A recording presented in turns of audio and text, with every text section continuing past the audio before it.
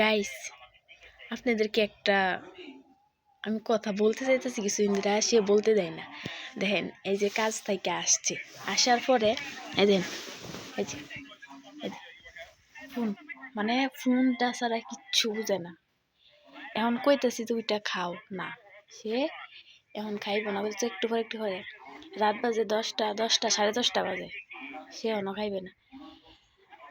আমি শীতের দিন আমি শুয়ে পড়বাম, ঘুমায় পড়বাম, আমি বলতেছি যে খাও খাও খাও, না সে এখন খাইতোই না। এই যখন খাইতো না, খাওয়ার পরে আবার এই ফোনটাই টিপতো, মানে এই ফোনটাই দেখবো, দেওয়ার পরে ঘুমায় ফেলবো, আবার সে হয়তো উঠবো, খাইবো, যাইবো। যাওয়ার পরে মনে হয় 6-7 বার ফোন দিব, বলে দেখবো তুমি কি করো, খাইছো, এখন কই এসে ফোন দিলে আর ফোন রাখতে চাইছো না। কি একটা অবস্থা, মানে এই যে কথায় আছে না যে থাকতে মূল্য দেও, থাকতে মূল্য দেন, না থাকলে কি বলেন শাস্ত্রটা বলে আমি পারি না, এই যে এই দশা হয়েছে। মানে যেটুকু সময় বাইরে থাকবো ওই সময় আমার কোনো মূল্যই না।